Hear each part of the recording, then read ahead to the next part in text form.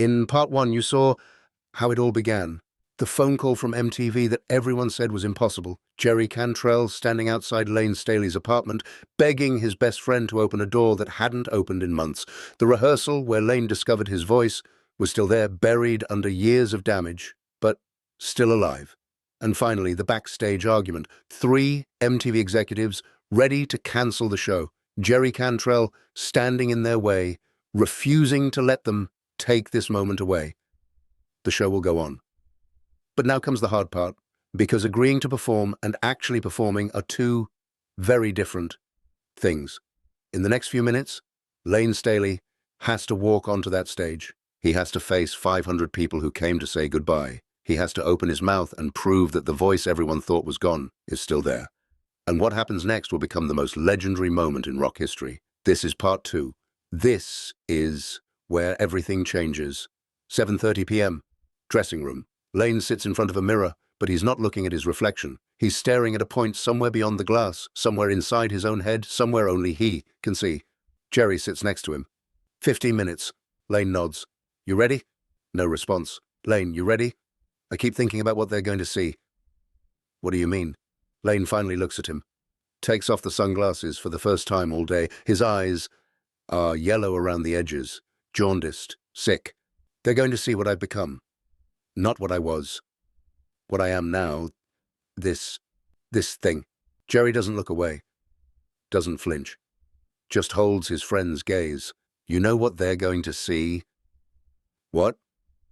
They're going to see a man who showed up. A man who got on a plane and flew across the country and walked onto a stage when everyone said he couldn't do it. When everyone said he shouldn't. They're going to see courage, Layne. Real courage. The kind that most people never have to find because they never face what you're facing.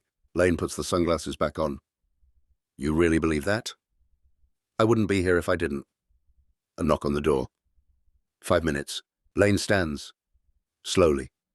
Carefully. Steadies himself against the makeup counter. Then he walks toward the door, toward the stage, toward the 8 million people who will eventually watch this performance and never forget what they saw. But here's the thing about courage. It doesn't feel like courage when you're living it. It feels like fear. It feels like your legs might give out at any moment. It feels like the longest walk of your life. And Layne Staley is about to take that walk, 8:02 p.m. The lights go down. The audience hushes.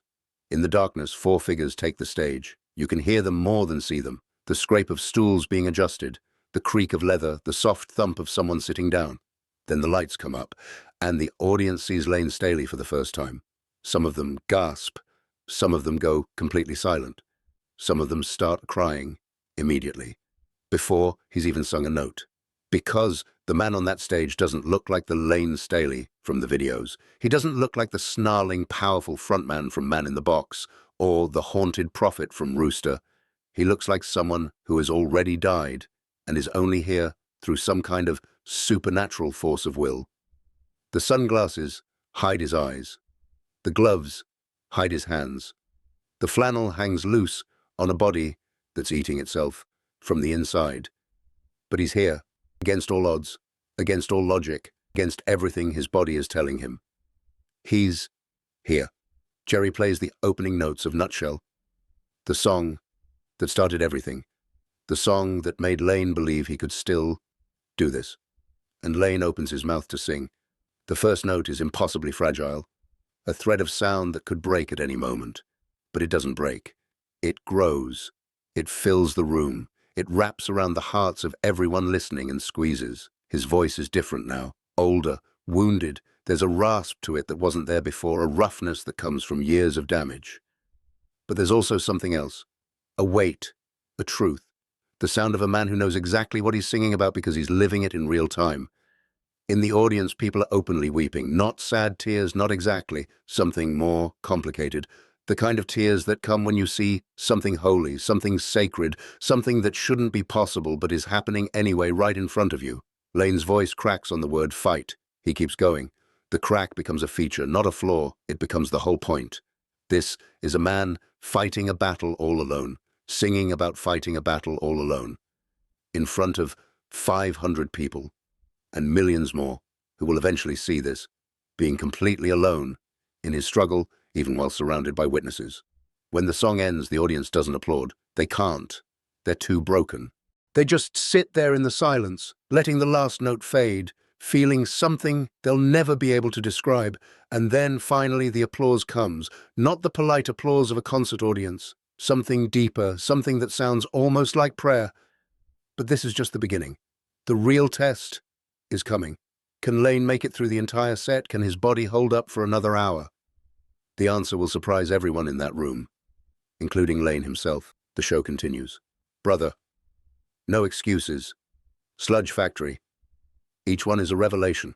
Each one strips away another layer of pretense, another wall of protection, until what's left is just a man and his voice and his pain and his determination to share all of it with anyone who will listen. But here's the thing nobody expected. Layne isn't just surviving, he's transcending. Something happens over the course of the set. Something shifts. The weakness becomes strength. The fragility becomes power.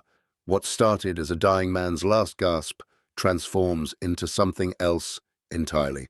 By the time they reach Wood, the song written for Andrew Wood, another rock star claimed by heroin, Layne is somewhere else. Not on the stage, not in his broken body, somewhere beyond all of it. His voice soars, the audience is on their feet. 8 million people will eventually watch this moment. They'll watch Layne Staley sing about addiction and death and the endless cycle of trying and failing and trying again.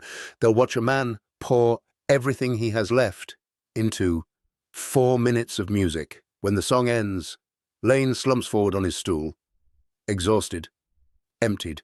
Jerry looks over at him with an expression that's impossible to read. Pride, grief, love, fear, all of it at once. The main set is over, but the audience isn't ready to let go. They need more, and what they're about to ask for will push Layne Staley to the absolute limit of what a human being can give. The set ends. The band leaves the stage. Backstage, Layne collapses into a chair. Not dramatically, just deflates, like someone let all the air out of him at once.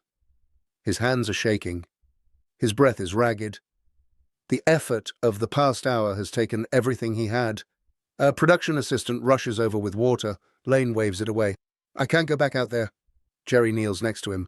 You don't have to. They want an encore. I know. I can't. The audience is chanting. Alice, Alice, Alice.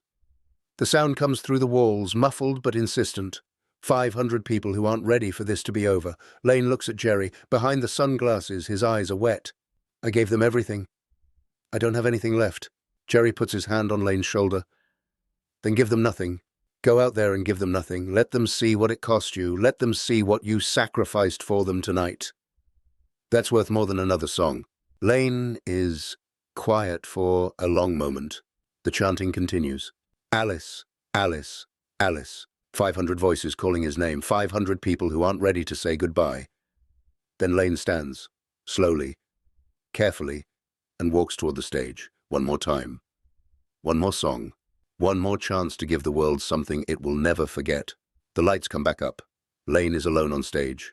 Just him and a stool and a microphone. The band watches from the wings. Jerry picks up his acoustic guitar, steps onto the stage, sits on a stool next to his friend. No words between them. Just a look, a nod. Jerry plays the opening notes of Down in a Hole, the saddest song Alice in Chains ever wrote. The song about being trapped, being buried, being so far down in the darkness that you can't even see the light anymore. Layne opens his mouth, and what comes out is not singing. It's confession. Every word is heavy, deliberate. The words of a man who knows this might be the last time he sings them. His voice breaks completely on you. He stops. The audience holds its breath. For 3 seconds, maybe 4, there's complete silence. 500 people frozen in their seats. Millions more who will eventually watch this moment, holding their breath too. Then Layne takes a breath and continues. The crack in his voice becomes part of the song, part of the meaning, part of the truth that he's telling right now in front of everyone without hiding behind anything anymore. By the final chorus, the entire audience is singing with him. 500 voices joining his one broken voice, carrying him through, lifting him up. When the last note fades, Layne doesn't move. He just sits there, head down, hands on his knees. The audience stands in complete silence for 5 seconds. 10, 15. Then the applause begins, and it doesn't stop. It just keeps going and going. Not because the performance was technically perfect, not because Layne's voice was as strong as it used to be, because everyone in that room just witnessed something rare, something most people never get to see. A human being, giving everything they have, holding nothing back, offering their pain as a gift to strangers. That's what they were applauding. That's what they'll never forget. After the show, someone takes a photograph. You've probably seen it. Everyone's seen it.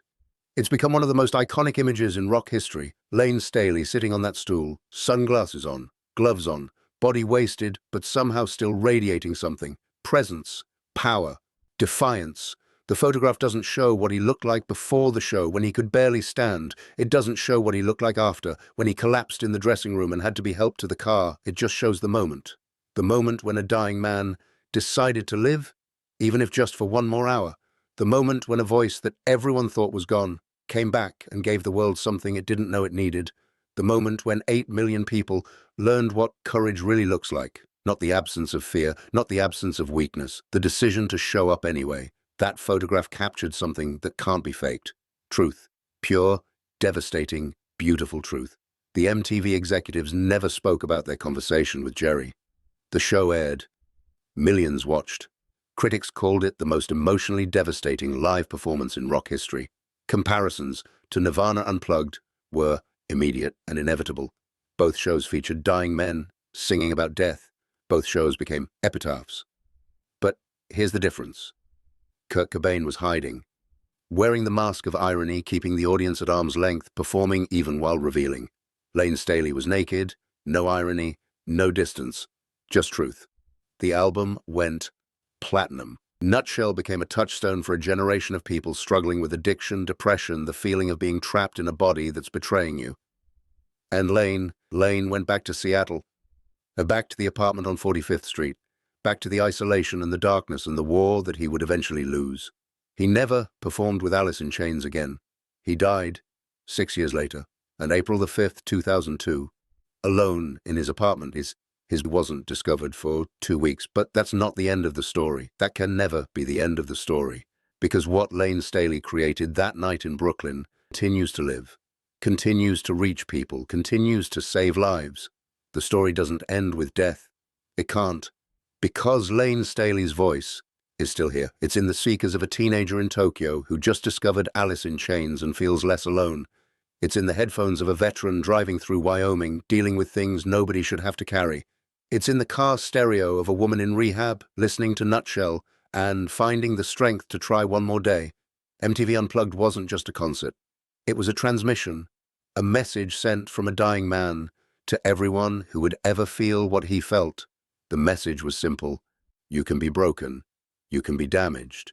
You can be so far gone that everyone writes you off, that everyone says you're finished, that everyone thinks you should just give up, and you can still show up. You can still create something beautiful. You can still give something to the world that the world doesn't know it needs, not despite your brokenness, because of it. That's the message Layne Staley sent from that stage. That's the message that's still being received almost 30 years later. That's why this story matters. Years later, Jerry Cantrell sits for an interview. Someone asks him about that night, about MTV Unplugged, about what it was like to watch his best friend fight through a performance that should have been impossible. Jerry is quiet for a long moment.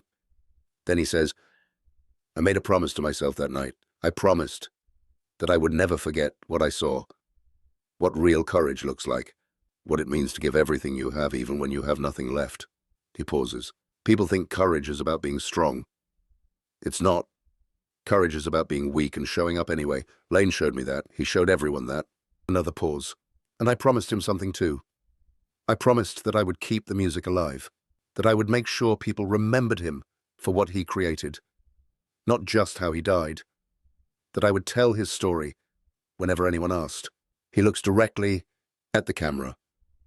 I'm still keeping that promise. And he has. For over 20 years. Jerry Cantrell has kept the music alive, has kept Layne's memory alive, has made sure that every new generation discovers what that voice meant, what it still means. 8 million people watched MTV Unplugged. 8 million people saw Layne Staley in his darkest hour. 8 million people witnessed what he gave them that night, and every single one of them carries a piece of it, not just the music, not just the voice, the lesson that you don't have to be whole to be valuable, that you don't have to be healthy to create beauty, that the cracks in us are where the light gets in and where the light gets out and where we connect to each other in ways that perfect people never can. Layne Staley didn't live to see the full impact of what he did that night, but the impact is still growing, still spreading, still reaching people who need it, because that's what art does. It outlives the artist. It speaks to people the artist will never meet. It keeps giving long after the giver has stopped. And Layne Staley's gift keeps giving every single day to people all over the world who need to know that they're not alone. Brooklyn Academy of Music, April 10th, 1996, 10:47 p.m. The show is over. The audience has filed out into the Brooklyn night.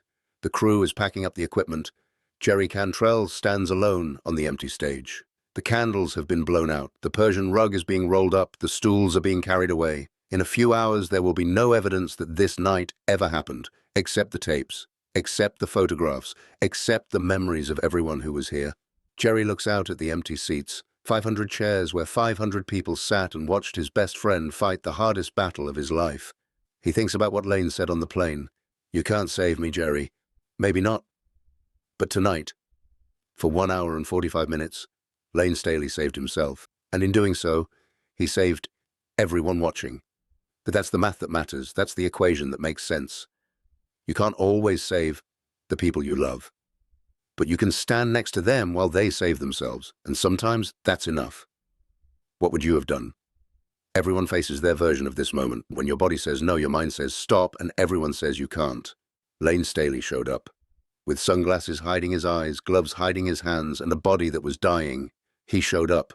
What's your stage? What truth are you afraid to tell? What would happen if you just showed up? Not perfect, not ready, just there, maybe nothing, maybe everything. There's only one way to find out. Rest in peace, Layne Staley, August 22nd, 1967, April 5th, 2002. Your voice still echoes, your courage still inspires, your music still saves lives. Thank you for showing up that night. Thank you for giving us everything you had. We're still listening.